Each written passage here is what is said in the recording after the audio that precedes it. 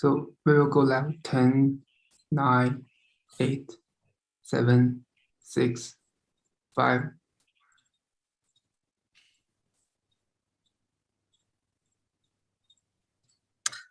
All right, so hello everyone. My name is Billy Faircloth. I am co-chair with my great partners in Zari for the upcoming panel on design with climate adaptation at UIA 2023 in Copenhagen. And we're so pleased that you could join us today for this talk, a talk of 3 talks. I'm going to go ahead and share my screen and introduce all of our guests to the UIA, the upcoming World Congress of Architects. Just bear with me for 1 second here.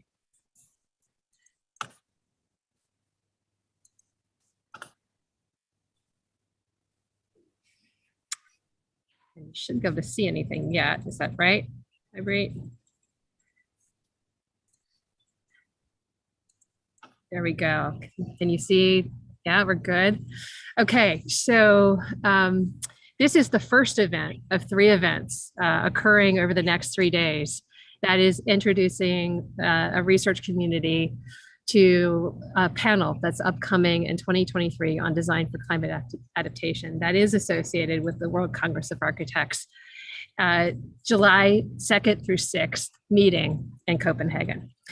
We are going to be convening during these days under the theme Sustainable Futures, Leave No One Behind. And the goal in convening in July 2023 is to promote, discuss, create, and showcase architecture, landscape architecture, planning as a vital tool to achieve the UN's 17 Sustainable Development Goals by 2030. So this meeting in 2023 is quite specific and precise to this goal. It's the halfway point between the launch of the UN's SDGs and the proposed completion in 2030 of the SDGs. And ultimately what we're hoping to do in 2023 is really convene an international network to really share information, research, ideas, and to really consolidate, connect, and synergize international research. So in 2023, what would you expect? And really, what is this launch part of? It's really part of a much larger set of panels. So today we're connecting you to what we're calling panel 1, which is design for climate adaptation.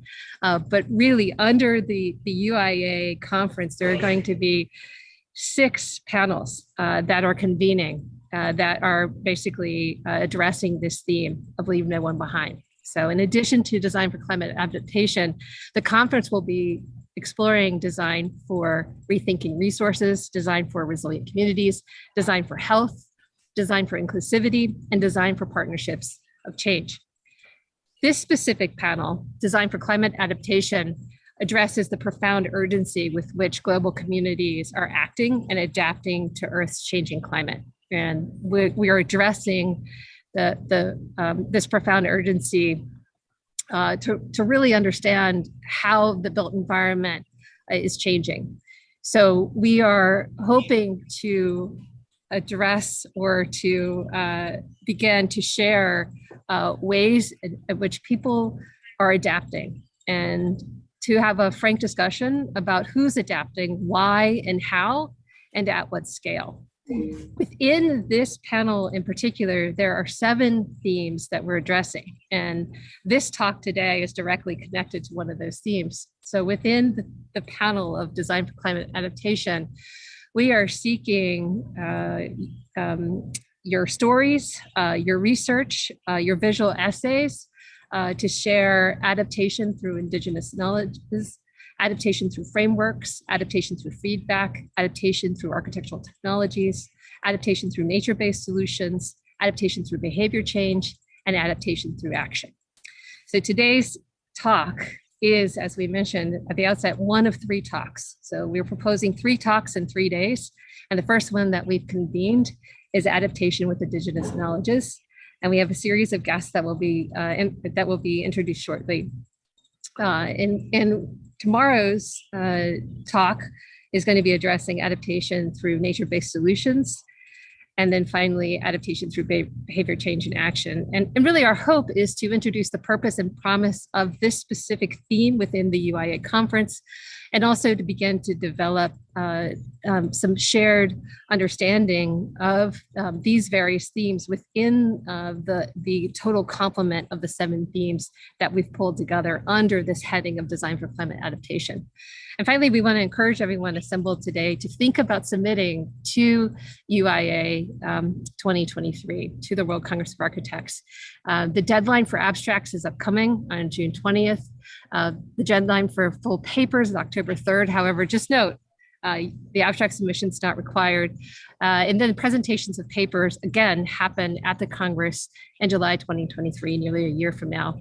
One of the things that the conference chairs have been working on quite diligently is to ensure that a range of paper types can be submitted. So not only are we accepting original research, written in expository form, but we're really interested in inviting stories and oral histories. So we're accepting narrative essays, as well as visual essays, documentation through imagery that address any one of these themes, as well as argumentative essays that begin to lay out new concepts and ideas. So with that, Mabrit, I'm going to turn it over to you. I'm just going to sort of put the slide up there and turn it over to you. Is it okay if I keep this one up? Yeah, sure. Okay, excellent. Kia ora, everybody. My name's Mabrit Peterson-Zari. We're going to start today, before I hand over to Albert Rafiti, with a karakia. In Aotearoa, New Zealand, this is a way that we start things. Often it's a way to sort of focus us and to begin something. Tuia ki ronga, tuia ki raro, tuia ki roto, tuia ki waho, tuia ki te here tangata, ka rongo te pō, ka rongo te ao, tihei, mauri ora. So welcome to the panel. I'm very honoured to hand over now to Albert Rafiti, who will be moderating this session for us.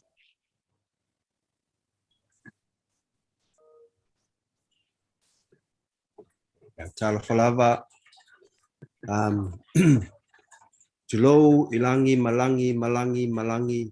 Tulo lava le vā moana loa. Ilunga le upenga te whailangi. Tulo ia tua maitu i nei whanua o Ngāti Whātua, Ngāti Pāwa, Tainui, ki tamaki makaura o herenga waka. Tā alofa lava. A whio mai, a whio mai, a whio mai lau, a whio Daniel. O te māli'i mai apskaroka i le tau hanuna. Te su mai lau te sunga Amanda. Ulenga le puna vai. Ma papaola. Tā alofa lava tō whā Michael. Alo o au tangata mai Punjalang. Tā alofa lava. Ia manuel tatawaso. Welcome to the first day of the Design for Climate Adaptation, and our session is focusing especially on adaptation with Indigenous knowledges.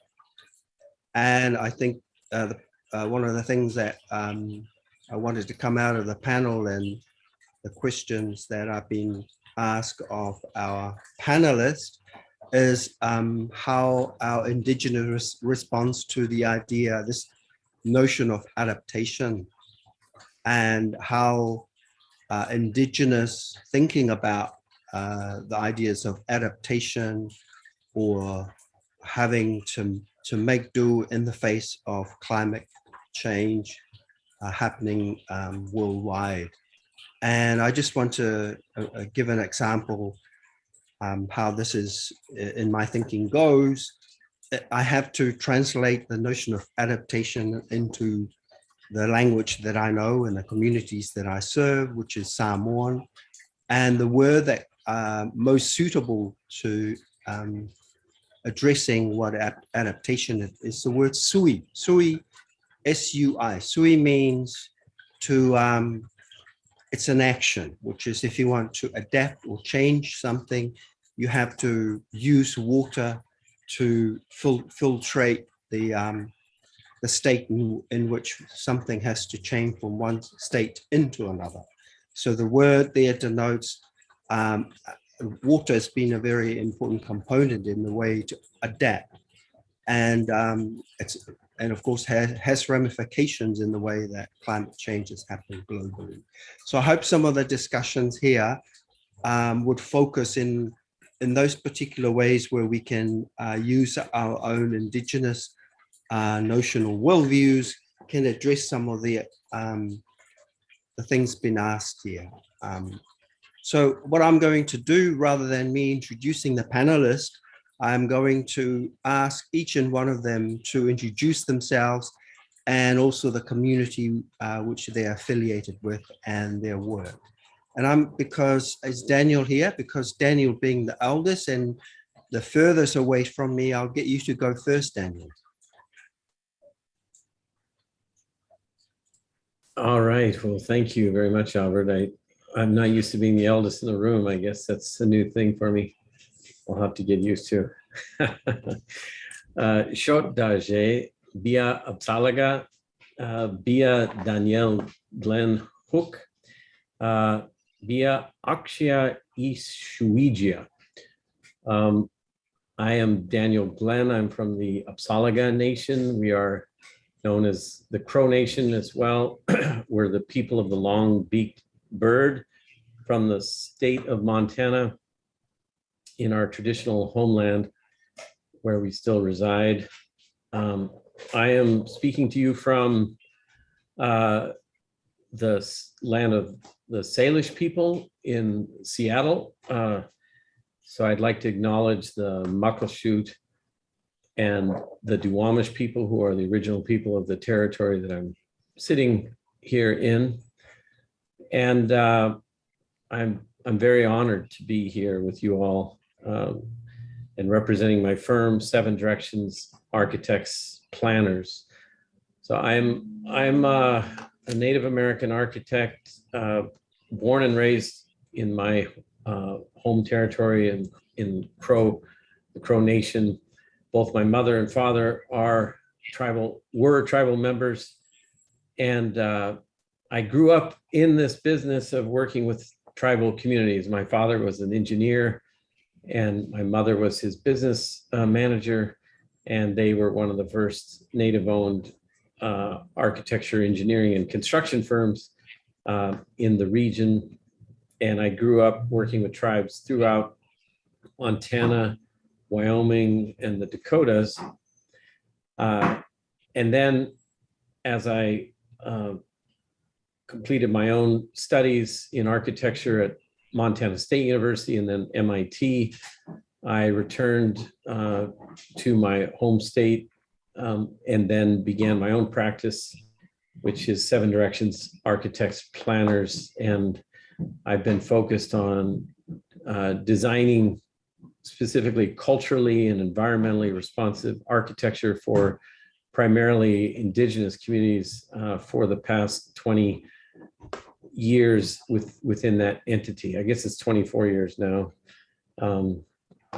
So very excited to be a part of this panel and hopefully part of the larger conference next year.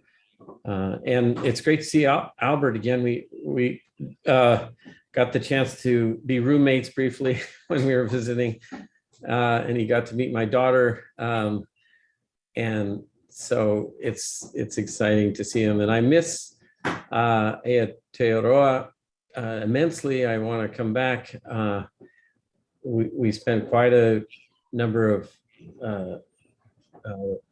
weeks there and on several trips, and got to know many of the people, and we're very delighted with how welcoming the people were there. And I would love to have additional visits. We have been visited by some Maori of our Maori colleagues here, and they've seen some of my work and my colleagues' work. And it's all documented in the film From Earth to Sky. You can see me and 6 other architects, and including a brief visit that's shown in the film among Maori people. So it's very exciting to be a part of this. I look forward to the discussion. Thank you, Daniel. It's good to see you again. We'll go to Michael and then we'll come back to Tamaki, to Amanda. Fantastic. Thanks, Daniel, for sharing and introducing yourself. Really excited to have a yarn with you today. And thank you, Albert, for your warm greeting. And also, again, like to extend a thank you to Maybrit and Billy for inviting me to be a part of what I think will be a very exciting discussion. My name is Michael McMahon. I'm a descendant of the Bundjalung people of the northeast coast of Australia. My mob is from an area called Cabbage Tree Island, which is quite close to Lismore in what's known as New South Wales.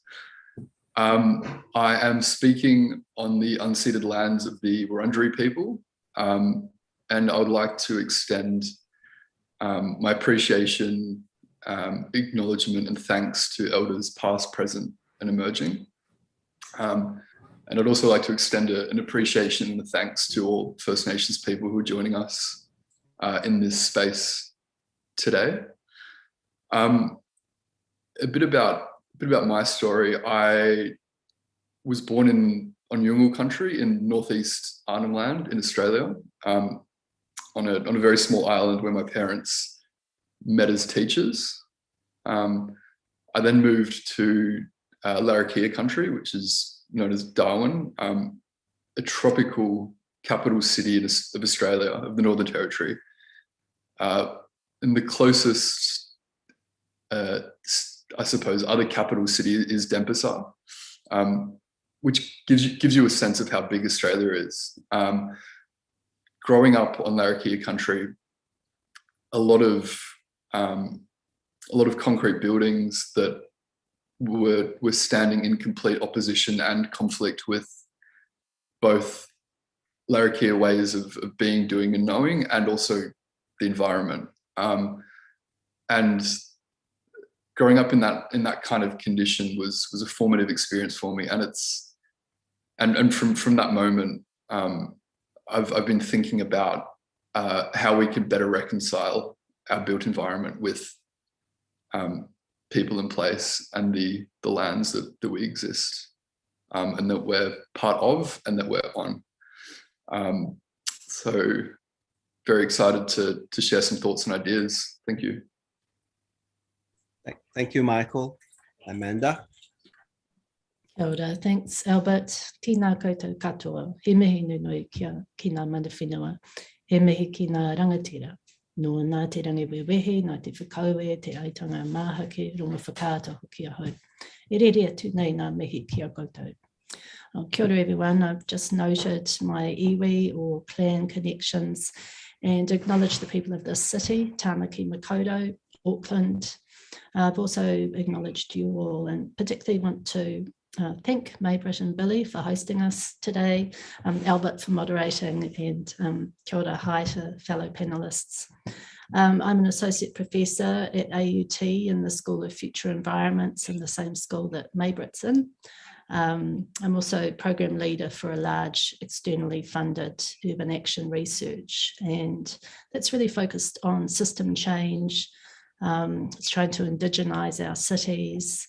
That's led by Indigenous knowledge, and particularly we're working with Indigenous groups to land that change. So we've begun that work with my iwi in Te Arawa in Rotorua, which has been very special, working with family, working with extended networks to try and land change, place-based change in a city as a live engagement.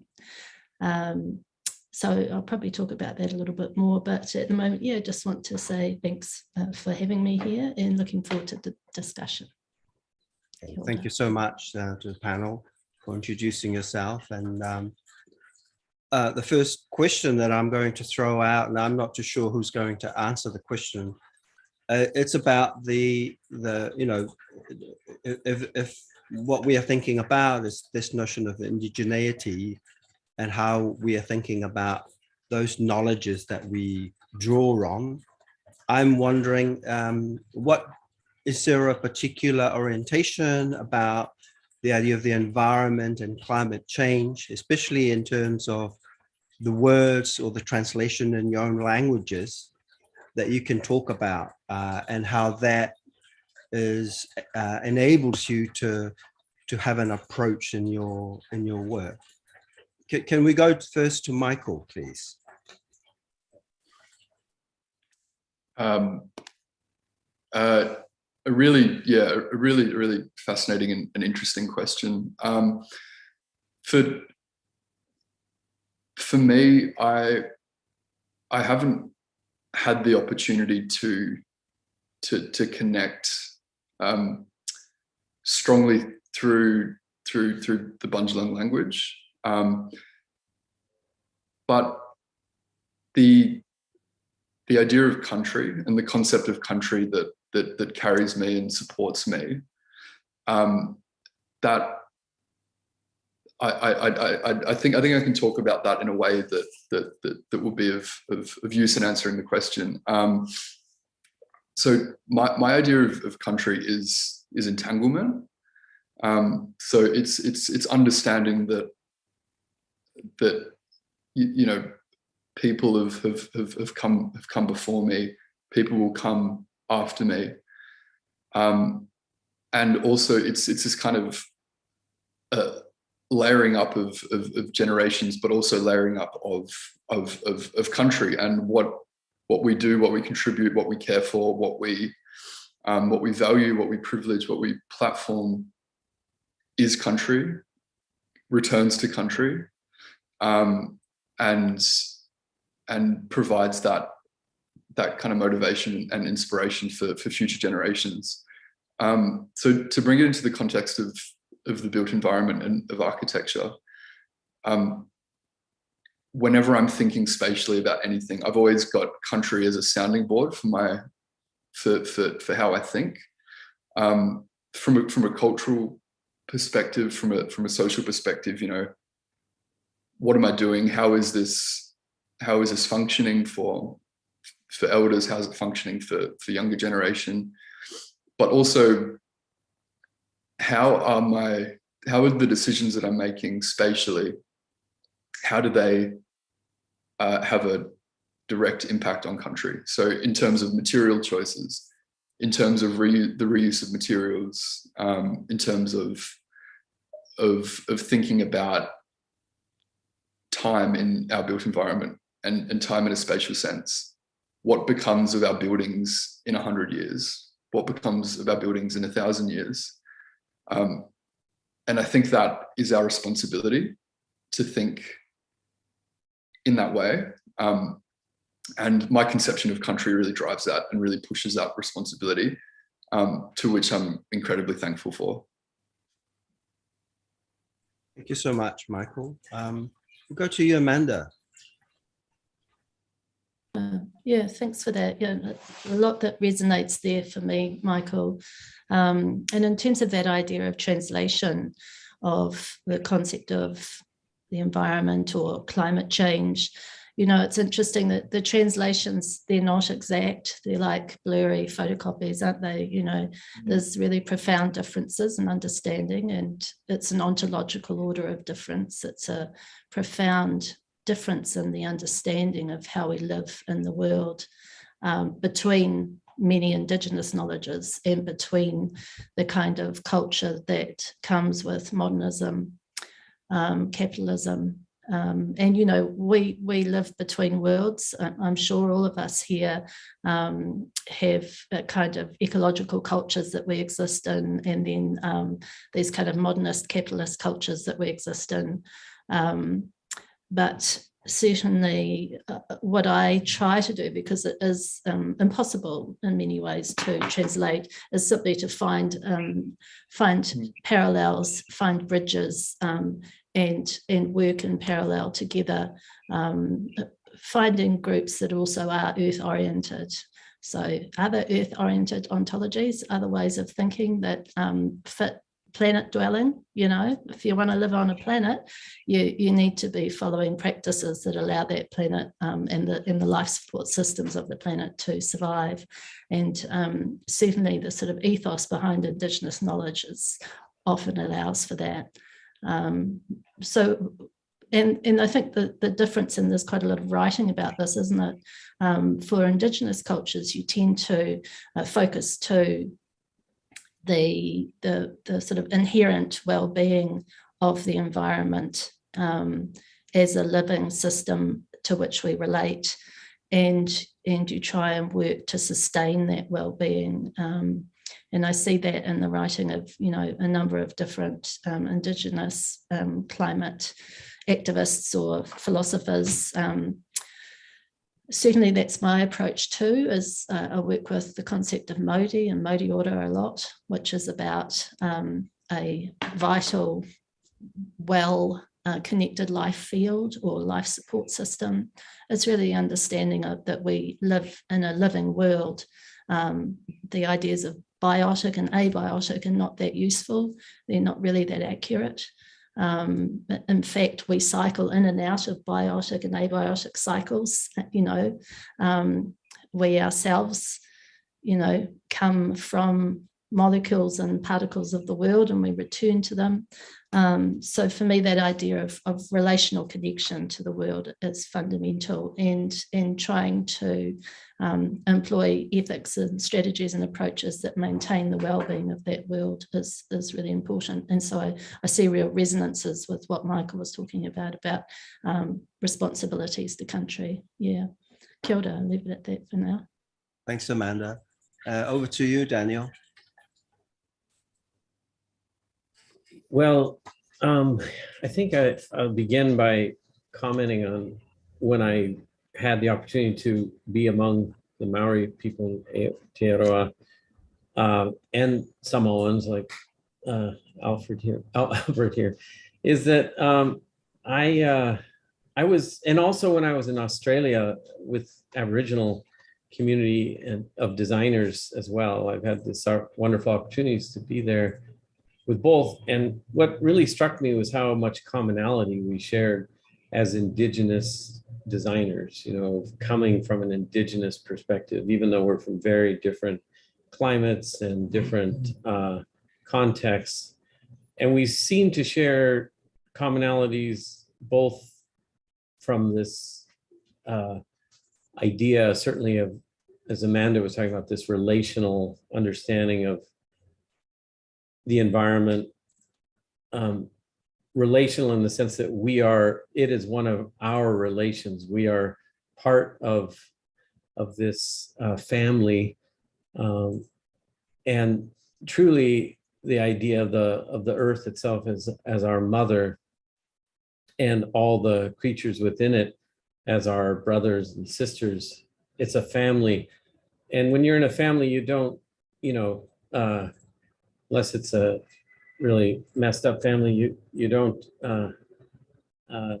dominate everyone around you. You are part of this larger family, and you belong to you have responsibilities to each other.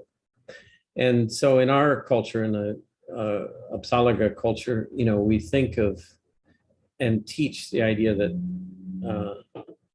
even rocks are living beings. You know, every aspect of nature is a living being that we need to respect and honor, and when we use it, when we inhabit it. So it's a profoundly different way of looking at the earth than what we've seen from the colonizers that we've all been subject to. And I think that's the other way that we have this commonality, is that we were people who are descended from people who were colonized by a people that brought a philosophy that was profoundly different, and looks at the earth as a commodity, looks at those brothers and sisters as resources to be taken, and when you have that way of looking at the world, it's highly destructive, as what we're seeing. That's, if you perceive the world in that way, the philosophy itself is fundamentally destructive. And we have to, I think what Indigenous people can bring to the table is that that the fundamental philosophy has to change, not just the technology or the approach or the techniques or it's a radical alteration of how we perceive human beings in relation to everything around us. And I think that that's what it's going to take, is that radical transfer. And of course, for Indigenous people, that all comes from our elders and from learning from our elders. And our elders' knowledge through oral tradition and all of this has connection that goes back thousands of years of living within a particular environment. That's the other thing I think it makes it distinct, and learning how to engage that environment in a way that allows you to continue to inhabit that place.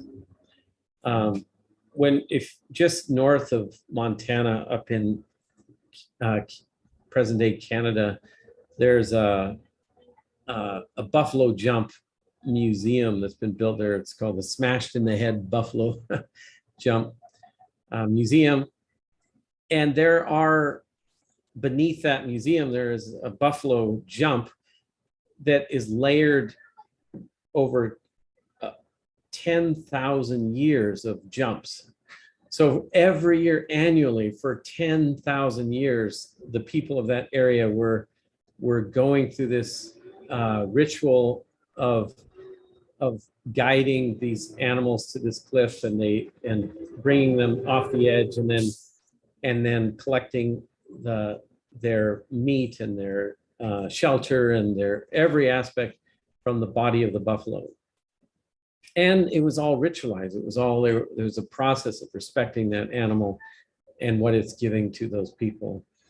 And that sort of continuity is almost, or actually is, I believe, unfathomable to the Western mind. You know, the idea of that, of this notion, you know, of progress is built into the Western philosophy, that everything has to constantly change. We're constantly expanding and changing and consuming the world around us, not living in a symbiotic relationship with the plants, the animals, and the water that surrounds us. So I believe that as Indigenous designers, we need to be, you know, a part of that message to the larger world about how do we change the way we inhabit it, how do we change the way we build, and not to say that, as we constantly are expressing, that we're not suggesting that we go back to living in that way, because it's impossible at this point. There's not a way of sort of reviving that, given the density of the population, given the extraordinary need for larger, you know, resources for the population. So we have to readapt and say, well, how do you now, with that philosophy, how do we inhabit this earth in a way that's not going to consume it entirely within just a few centuries, you know, to the point where it's uninhabitable, which apparently is what's happening. Thank you, Daniel. Now I'm going to move on to the next one, and I think I'm going to look at you, Michael, because I'm familiar with Amanda's work and also Daniel's work, and trying to think through some of these questions. And I'm kind of looking at you because you're probably the youngest researcher here, and we're kind of interested in the kind of approaches that you're using in terms of addressing these. And I guess I'm not necessarily thinking that there are concrete ways to address them, but some of the thinking that you're going through and trying to think about the adaptation, or how to think through the climate change situation from your position and some of the work that you're doing. Yeah, in terms of how I approach things, within how I see the world, within how, you know, my value system and my knowledge system, elders are so incredibly vital, and the act of listening is fundamental to everything. When I'm speaking to an elder, whether it's on Bundjalung country, whether it's on Wurundjeri country, I'm working with a group called the Noongar people up in the Great Sandy Desert of Western Australia. I see experts everywhere. Experts in environmental management, experts in visual expression, experts in spatial thinking. Australia doesn't see that. Speaking from my context, and I think that's something that myself and some of my colleagues, I'm working on a project called Beyond Heritage at the moment, which is very much looking at Australia's thinking around net zero, and the very alarming reality that First Nations knowledge, expertise, and culture is almost non-existent within that conversation. So there's this idea of new technologies, and again, this idea of new and progress and essentially concepts that have got us where we are now, which is in a very, very urgent and very real climate and biodiversity emergency. So I suppose our provocation in the work is First Nation experts are everywhere. It's more about platforming. It's more about connecting with that knowledge, that expertise, and that culture. So that's what we're trying to do within the framework of Australia's net zero discussion. To essentially say, you know, let's support First Nations at the front lines of this emergency, because we're experts and we know what we're doing, and also from that, there's, you know, the social benefits of that are incredible. So for me, I'm in this position of incredibly of inspiration, you know, working with the communities and the elders that I am working with, but it's also one of frustration in that it can be hard to I suppose translate and platform some of that knowledge. Interesting. You know, I was just looking at some of the slides that you had up before, and I guess it's, to go for the three of you, there's an element of, it's still a very well articulated aesthetic. Do you want to talk a little bit about that? How some of the issues in all of your works, how they get translated into particular kind of aesthetics? Because in our practice in architecture, it's something that we strive for. And I guess in what way those Indigenous issues make their way into those particular aesthetics. So you can probably talk about your work, Michael, and bring up your slide, please. Yeah. Of course, it would be my pleasure. So just make that full screen.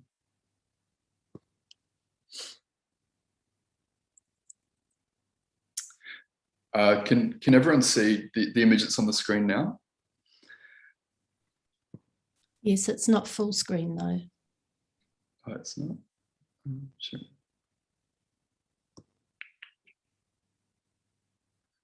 Sorry, one second. I'll give that another try.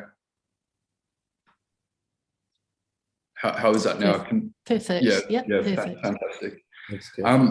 So this to bring it back to what I was talking about earlier, ideas of entanglement and ideas of our architecture becoming country. So this was for a project, a speculative project in wetlands, the Barmah wetlands in Victoria, and it looked at the hydrological importance of wetlands in the sense that although wetlands are separate from our urban conditions and our urban cities, we depend on them for water retention and for the regulation of systems. So the idea of the project was, how do we design in a space like that, and design from the point of very minimal interventions, but just enough so that we've got an opportunity to kind of sense and to have access to the wetland without destroying it, without damaging it. So it embraced this idea of porosity and this idea of what we build becomes, and what we build breaks down and becomes country. So in terms of some of the aesthetic choices of the representation, I wanted to have that this kind of particle appearance to the drawings, to suggest that some of the edges are, the edges of our buildings are dynamic and forever changing. And although we can't see it in real time, our buildings are in a constant state of flux, through chemicals, through material exchanges with the atmosphere. What we build becomes, and then trying to communicate that through a shift in time. So we've got this kind of sensing network, this platform that eventually breaks down and becomes peat, becomes water, becomes this incredibly vital environment that we depend on. And that's not a bad thing. It's a reality for architects that our buildings will decay.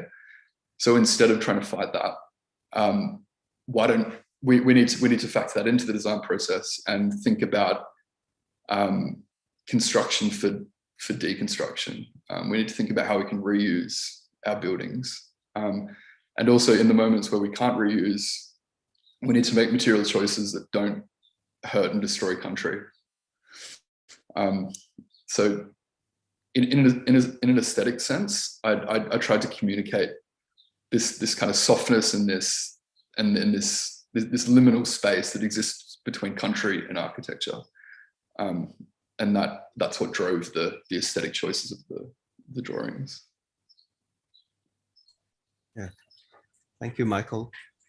Just along the same line, Amanda, I mean, your choice to focus on a kind of a diagrammatic system to fold a lot of the your own work ideas that you've been working on. Do you just want to talk about that, because it's got a highly, really interesting systemic kind of aesthetic to the way some of your diagrams relate to the Indigenous concepts that you're working with?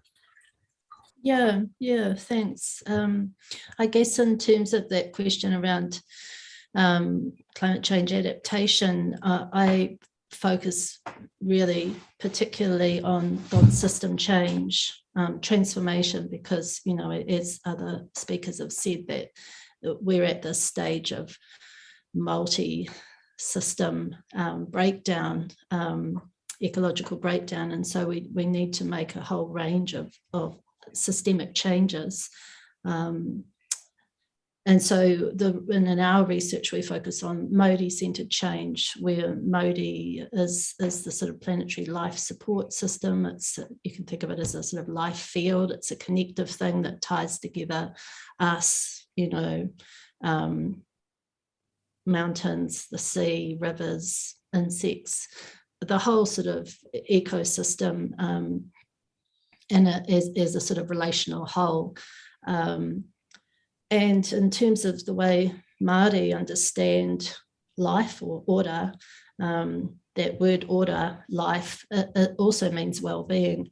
This sort of understanding that there's an inherent well-being to the sort of life field that we live in, and that there's an ethic or a responsibility to maintain that well-being for us as humans. So that's really the focus for the research, is on system change for a thriving life field, for social, cultural and ecological well-being. And then, the question is how do you land that? Because it's quite a big task, isn't it? Changing systems. So we're really focused on cities is really interesting, cities and communities, neighbourhoods, as places within which you can start to affect change, because the relationships and the sites are specific enough and of a size that you can get together groups and start to shift habits and norms. Particularly, the 3 E's are really important to be starting to make that shifts in energy, shifts in to zero carbon, shifts in our kind of economic systems from the linear take, make, waste, industrial, capitalist, modernist model to a more circular, spirular, bio or eco-economy, shifts in the way we deal with ecosystems, country, our whanaunga, our more than human relations. We're in a 6th mass extinction event at the moment. Ecosystem regeneration is fundamentally important to the continuance of our civilizations. So that's a key sort of shift that needs to occur in how we deal with ecosystems and cities. And to support that, regenerative or living buildings are really important, and really to achieve Māori order as social, cultural and ecological well-being, emphasising connected communities is really important. And so the diagram that you're talking about, Albert, is one way that we're trying to affect system change. In many ways, it's quite a pragmatic tool. It's like a circular to-do list. It lists a range of changes that need to be made for holistic urban well-being, social, cultural, ecological. But it's also a culture change tool. It's an indigenizing tool because it puts Māori order, a thriving life field, holistic well-being at the centre of every choice that you make for cities. So that ideally, when you're deciding on a climate change plan, or you're looking at rules around local fruit trees, all of your decisions come down to that simple question: is this going to improve the well-being of the community, of the urban space, of the neighbourhood? So it's an interesting sort of, it's doing that kind of balancing across difference, balancing between quite pragmatic, quite sort of technical approaches and fundamental ontological difference that we all need to learn to become an ecological culture. And as designers and architects and urbanists, we need to be able to understand how that lands in practice on the ground and with communities. So this is a compass, there's a starter kit, and this is a compass that's been co-created with Te Arawa, my iwi based in Rotorua. And then we've gone to the Rotorua Council, and this is an outcome from a first collaborative workshop between the iwi and Rotorua Council, aiming to build a connected Rotorua City compass, which really starts to build on the existing governance ties between Māori, iwi and council, but starts to be more emphatic about the changes that need to be made in the way the city is governed and the way the city is planned and the actions that are taken. Yeah.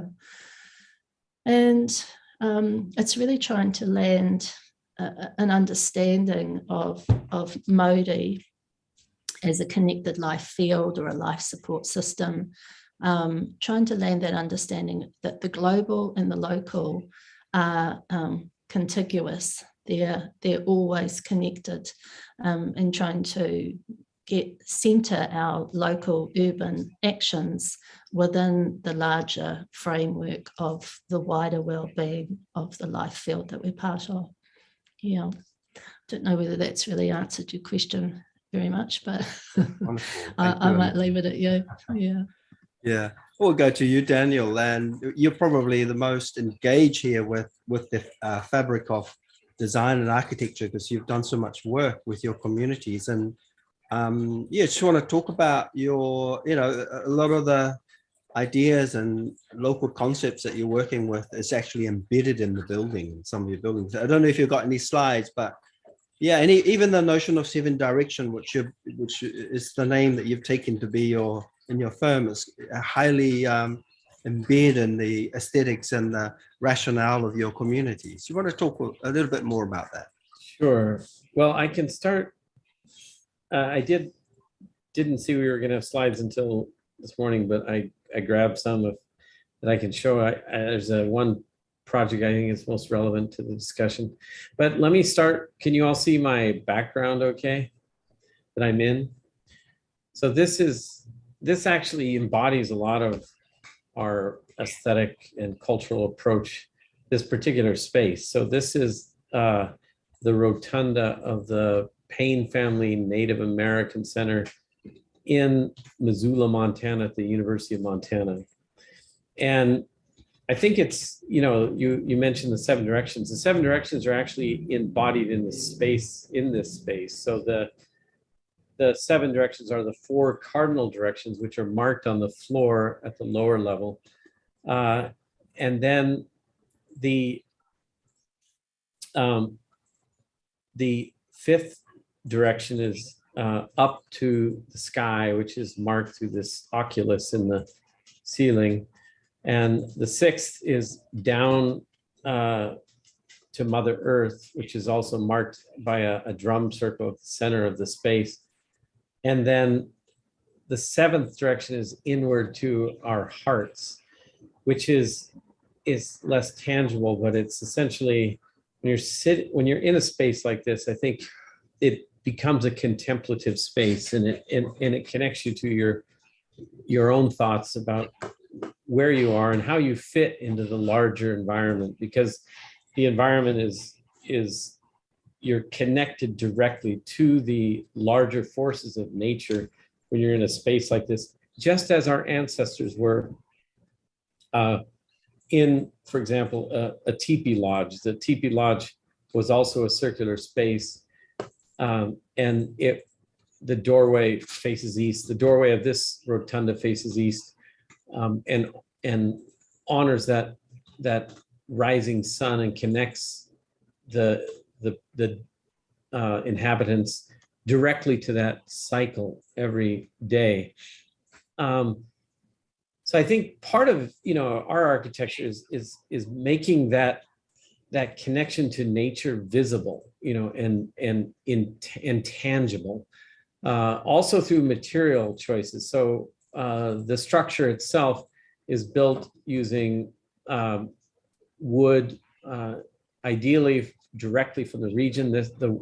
The logs that form the 12 poles that support the floor were all harvested locally. They actually came from an old river jam from 100 years ago, and they were pulled out of the river and brought here. And the floor of this rotunda is made of larch that came from a tree that was cut on the site. It was the one tree that we lost of significant size on the site. The shape of the building was actually shaped by the existing trees on the site. It's a triangular building with this circular gathering space at the heart of it. And that triangle came not from any programmatic issue, but more from how do we carve a building out in a way that limits the damage the building is doing to that site. And in this case, there were large century-old trees that had been planted there. And then we're honoring in this building and its site the the history of and traditions of the people of this area. So the circle itself honors the teepee lodges that used to be on this campus. This was an encampment site by Inner Salish in western Montana. And then we use numerology a lot in the way that we express things. So it's the 12 sides of this structure express the 12 tribes of the state of Montana. And each of the names of those tribes are inscribed in each section, both in English and in their language of each of those 12 tribes. So this space itself is intended to embody multiple layers of meaning that tie you to the indigenous people of the region that we're in. And it was the very first building of its kind built in the state of Montana that was not on reservation land, but it's on, of course, the whole state is on indigenous territory.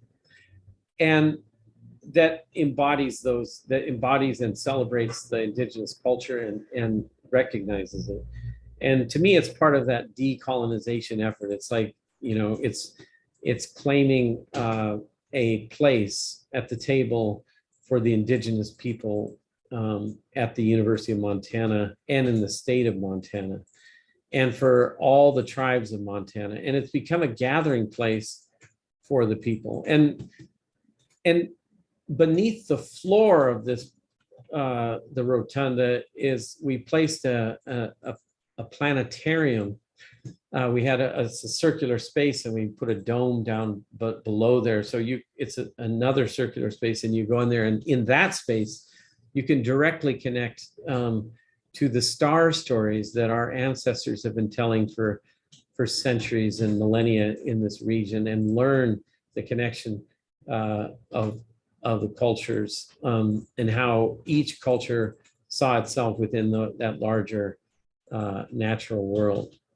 And then another layer of importance on this particular building is it's a LEED Platinum building. So it's a building that utilizes a fraction of the energy of a conventional building on the site or in this state. And it was the first LEED Platinum building on any university campus in the state of Montana.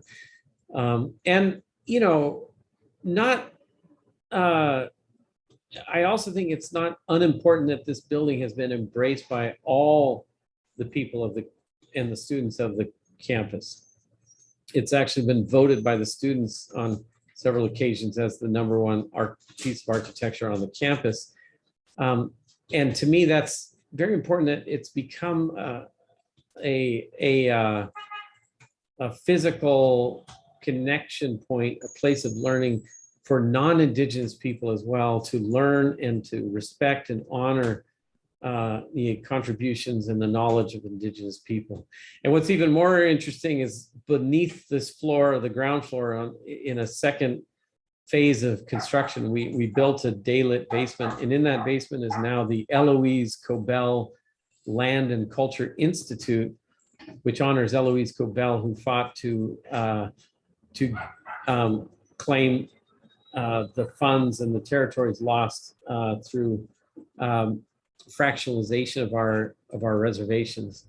And now it's a place where the Indigenous lands are being studied and analyzed and looked at by researchers to try to see, what those next steps are going to be. So just this one building, I think, is a really wonderful sort of teaching point about many of the aspects that we think are fundamental to Indigenous architecture.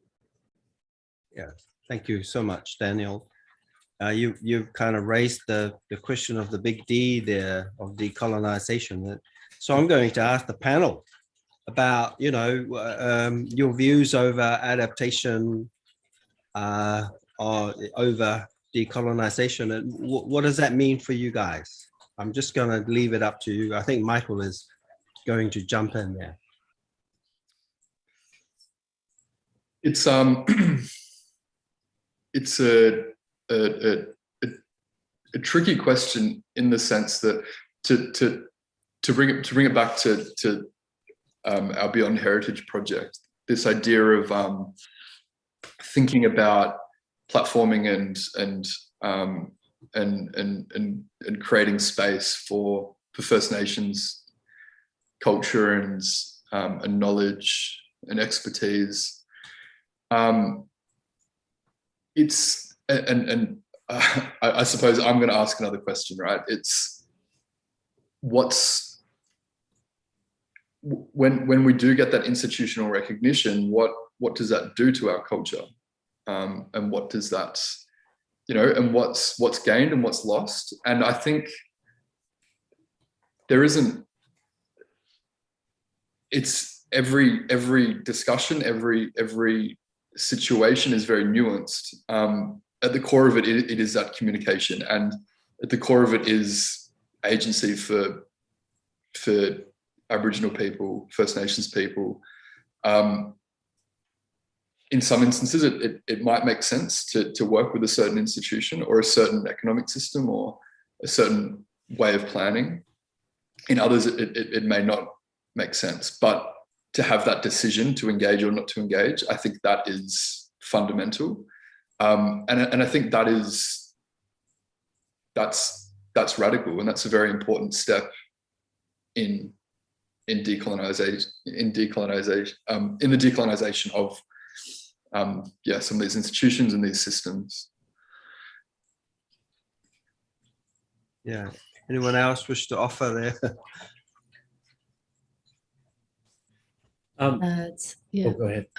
Yeah, thanks. I won't be long, but it just it is complicated, isn't it? And we're all sort of partial, entangled, complex cultural assemblages, each one of us. But decolonization is, in a sense, it's system change in process. And there's no doubt that we're at a state in the planet now where cultural change has to happen.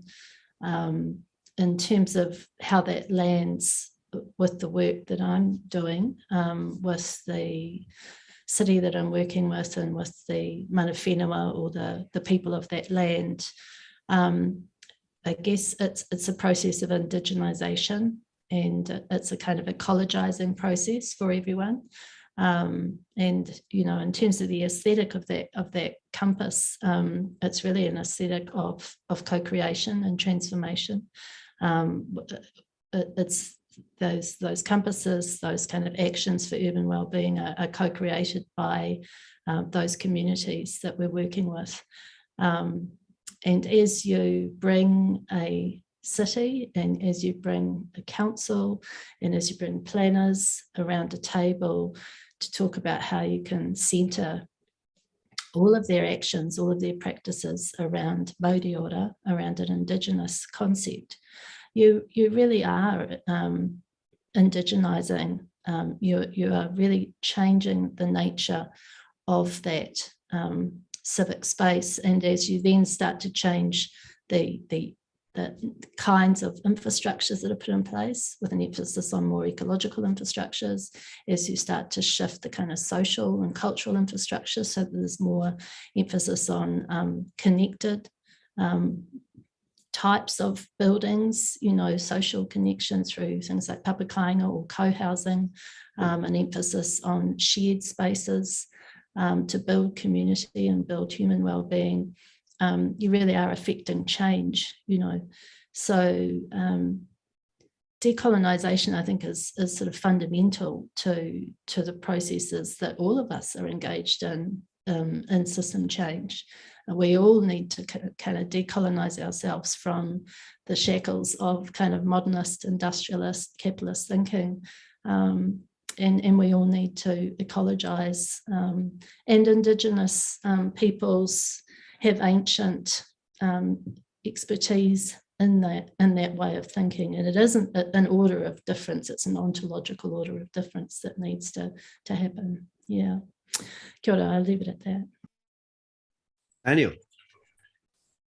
Well, I think that we have to be careful about this term decolonization, that it doesn't become sort of just a buzzword that is tossed around. It has to be really fundamentally real. You know, if the land acknowledgement is just a very, very small beginning, it has to then be followed by steps, concrete steps that are visible to everyone.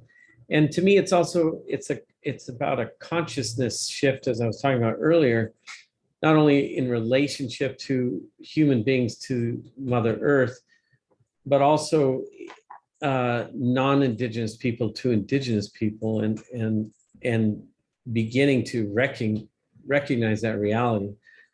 I think that it's very critical that the colonizers sort of be confronted with this history. It's disturbing right now in America. You've probably seen that there's this massive backlash to trying to, you know, not even allow the teaching of true history in our classrooms and keep up the mythology of the American conquest as a positive thing. But when if people are inhabiting a place and they can start to slowly go through this process of recognizing that their inhabitation is a very thin layer on that place. And I'm talking about geologically speaking, or, you know, in terms of time, it's like 150 years in this region where I'm sitting of inhabitation on top of thousands of years of inhabitation. And so, you know, everyone sees the 150-year layer. They don't see the 10,000-year layer beneath it. And so revealing that, those millennia and bringing them back to the surface and allowing people to see that this place in a different light, I think is fundamental. And architecture can be a part of that by creating spaces and places that recognize that, but also through, you know, direct action. Like, if I can share my screen real quick here, you know, in terms of projects, like we've been involved in this particular one, which is for Stillaguamish Village. And it's along the Stillaguamish River here in north of Seattle and Arlington. And there's an 80-acre forest that we've been working with the tribe to re-inhabit. And I think what's so important is to recognize that these people, the Stillaguamish people, for centuries, they were living along this river in villages that were all up and down this river. And those were just wiped away and burned down very violently just 150 years ago. And now they're going through the process at market rate of buying back their own land, you know, in a direct decolonization effort, where it's literally the tribe buying back parcels like this parcel, and then redeveloping a village of their own on their own land, you know, through a process. And then, you know, working with the tribe to figure out ways to build in a way that is going to preserve the bulk of their forest, preserve their culture, and not just preserve it, but when I say preserve the culture, I mean preserve the ability to continue on with the culture, not put it in a box and look at it, but create places like this where people are actively learning to carve, and young people are learning from elders to carry on those traditions in a fundamental way.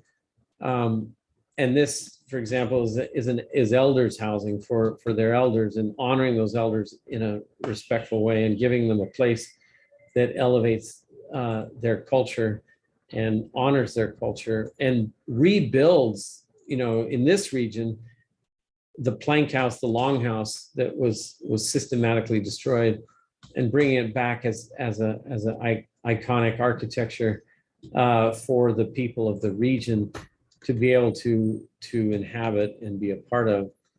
So, you know, I see this kind of work. Oh, and that jumped to our slide that also goes, I guess, to the the work we have as researchers, writers, architects of getting, these voices, our voices out, like our voices series here, which is a decolonial project that we've all been a part of. And it's sharing those stories and getting them out there. And I love that you're all part of this, and it's an international movement that needs to the Indigenous people are leading and need to continue to expand on, about a different way of looking at the built environment,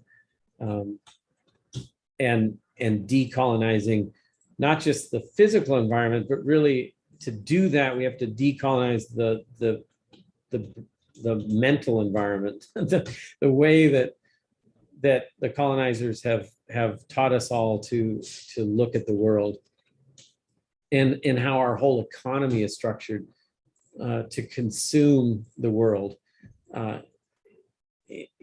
so how we start moving away from that, moving back from the brink of destruction, ultimately. Yes, thank you so much. How are we doing for time, Margaret? Yeah, good. We've got about another 19 minutes, maybe about 15. Okay. Yeah. Okay. So I guess the coming to the end, and I thank you so much for outlining the processes for decolonization in your work, on your thinking. Very much aware that it's a process that's still an ongoing one, and the one that I am thinking through as well. Is it a process for just for Indigenous people, or is something that is to be shared with the colonizers? That would be a continuous kind of thinking, because the trauma and the violence was not caused by. I mean, it was those who caused it should not be part of the process. So what I'm going to ask is, this notion of adaptation, or lack of a better word, rehabilitation, which I think it's a from an Indigenous perspective, it's a better way to think about adaptation. It's the rehabilitation, because I think one can't move on to whatever is better on the other side if you don't rehabilitate the trauma and the harm that's already been put in place. So I wanted to know about some of the work and future that you're doing currently to go towards that idea. And I'll go back to you there, Michael. I'm sure out of your research and studies, you're already thinking about a future direction for the kind of Indigenous work that you're doing. Yeah, I think for me, it's, rehabilitation, it always comes back to country. So it's thinking about how the architecture that we produce cares for country, whether it's through somewhat of an infrastructural intervention, whether it be. So I'm currently working with my firm Group 20, doing some feasibility studies with the Noongar people up in the Great Sandy Desert in Western Australia, and I'll share some images that I have.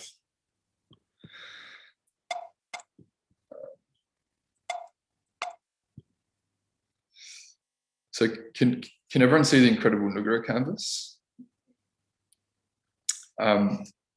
So the Noongar canvas was created by the Noongar people for 1997 native title hearing. So essentially, it was created to give evidence of their continued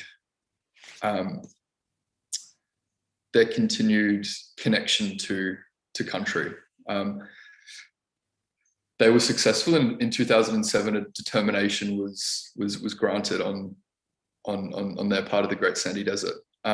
So I'm working with some colleagues at Group 2.0 to think about a permanent home for the canvas on their country. And it's this really incredible opportunity and this incredible project in the sense that it's about creating a permanent home for the canvas, but it's also this this entangled way of thinking in that the canvas is the country. So the building needs to, it's a home for the country, sorry, a home for the canvas, but the building is also vital for the future of Noongar country. So to that end, we're thinking about accommodation for rangers to do conservation and land management work. And it's this idea that we don't want to create a home for this painting that is a painting of country that no longer exists. So this project very much talks about the responsibility that we have in creating architecture to care for culture, to care for country, and to think about future generations. So that's a project that I'm working on that I'm very, very excited and motivated by. And then another project is Beyond Heritage, which looks to celebrate and to recognise First Nations responses to the climate and biodiversity emergency. And I think celebrate's a really key word in that project, because we're all doing such incredible work, and if we lead with, which can be incredibly hard, but if we lead with celebration and joy, and it can be an incredibly rewarding process. So that's also what we're trying to do. So yeah, a few things happening there. Yeah, wonderful. Amanda, do you have anything to share? Yeah, I mean, I think the word rehabilitation, really resonates, and certainly the kind of key organising idea for the Māori-centred urban action research that we're doing with cities and with iwi is regeneration, which is very much similar to the rehabilitation idea. And it's a social, cultural and ecological regeneration. And really, if we can achieve that system change, if we can start to put in place systems which are socially, culturally and ecologically regenerative and just, then that's really decolonization in practice, in the most meaningful way possible. Because of course, it's not only certain groups of humans that have been colonized, it's also our more than human whanaunga, the sky, the earth, the rivers, all of the matter of the planet.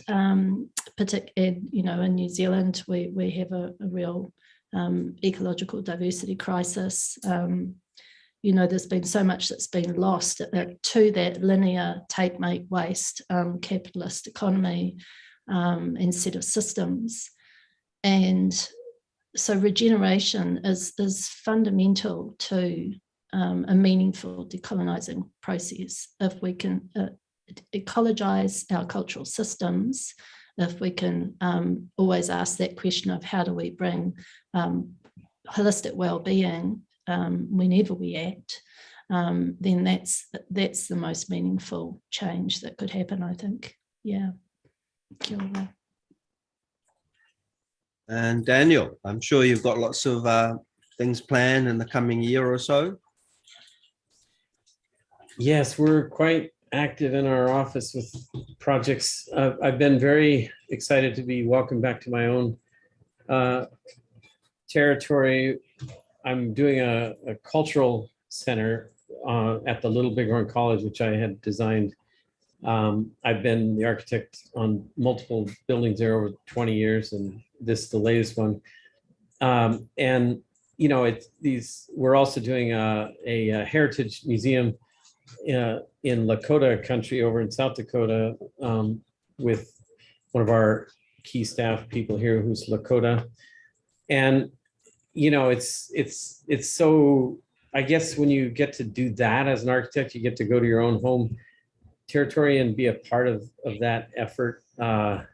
It's very exciting. You know, it's, you know, all the people, we're all these meetings, everyone's related. There's like, but we get to go through that process. And there's such a desire on the part in the cultural center, for example, in Pro, by the people to see it as a place where they can really maintain and celebrate and pass on the culture. There's a lot of concern that we're seeing among tribal communities that the old ways of passing on culture are dying out. You know, the grandfather teaching the grandchild, you know, the language, the understanding of the world, the stories. Many of our families are broken. You know, we have foster kids who don't know who their clans are, or how they're connected. They don't know their language. We have, you know, the very difficult economic, and we have issues with drug addiction and those kinds of things that tear away at the fabric of our society. And many people in our tribe see culture as a powerful vehicle to help salvage our people as a people, and to strengthen and bring back the health of our community. And they've seen it, you know, they've seen it in action. They've seen people who've come back to the culture and become strong again, you know, and then, so these types of structures, in a way, they're kind of a sign that it's, you know, we're having to create an institution to pass on something that was historically passed on in the home, you know, in a sense. So in that way, it's sort of sad in a sense, but it's also, everyone's recognizing, well, we have to do this. We have to find new ways of passing on the stories and passing on the language and keeping it alive. So it's all about, you know, that aspect, and teaching our children and our grandchildren that the beauty and power of Indigenous culture and language. And one thing I learned when I was in, you know, among the Maori, was the beauty of the culture as not being, you know, being Indigenous is not tied to what you might look like, or, you know, the color of your skin. We are descended from these families that have gone on for, you know, generations. And, you know, to see my own daughter, who's a blonde Apsalaga, leading the ACES effort, the American Indian Society of Engineers, and students in engineering and science at her school at Cornell, you know, it's so heartening to me that she's so strongly embracing her Indigenous culture and seeing the value of that and then passing it on. I just think that's a fundamental question. Like, how do we carry those stories and that knowledge forward for ourselves, and then look at the larger question: how then do we pass it on to the larger world in terms of the teaching of, you know, how we can make this planet a better, you know, how it can become healthier, and by learning those stories and connecting to those elders and what they have to teach us, and not losing that knowledge, because it's fundamental to that shift that needs to take place. I think we're coming to the end of our session, and I'd like to thank you to the panelists for your wonderful discussion of your work, and raising some of the really interesting issues. Some of those issues are the very same things that I am working with in my own work. And yeah, and it was quite enlightening to hear how close some of your articulation to some of the things that I am thinking through in my own research. So thank you very much to Daniel, Michael, and Amanda for being with here today. And hopefully I've at some stage to meet with you, Michael. Sounds like some fascinating project that you're working on. I very much look forward to the day. It'd be great to have a yarn in person. And that goes for everyone who I've had the privilege of sharing this space with. I look forward to meeting you all in person. Yeah, I really appreciate the opportunity to see you, Albert, again, and to I wish you could all come to our Crow Fair on August 21st. We've designed a new dance arbor there that's currently under construction. And it's about the 104th year, I believe, 103rd anniversary of this annual powwow.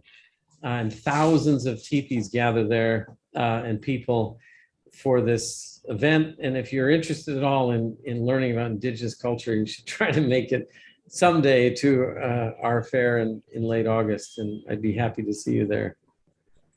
I might just do that, Daniel. Please do. Yeah, pass it on to Maybrit. Thanks to Amanda. thank you all. Sorry. Yeah, that's all. No, just to say thanks for this, and look forward to hearing more about the World Congress and the 2023 event. Yeah, thank you. And I guess one of the important things about these Indigenous gatherings is knowledge and things in the world are not free, and often we think in our modern world they are, and that's why we started with a traditional Maori prayer, just to make sure that space is safe for that knowledge and discussion to flow safely and online. And then we have to close that down. So I'm going to hand it over to Maybrit to close it down with another prayer. So thank you for having us, Billy and Maybrit. Thank you. Kia ora, Albert. I just want to really thank you all very sincerely for your time today and for such generous sharing of your time and energy, but also your knowledge, and to just remind everybody that that knowledge and those ideas are very sacred, and to think carefully about what you might do with those ideas for those that have been listening. So I'll finish now. This karakia is a way to bring to a close this talk and to kind of release us back into normal everyday life. Kia whakairia te tapu, kia wātia ai te ara, kia tūru ki whakataha ai, kia tūru ki whakataha ai, haumie, hui, kai ki.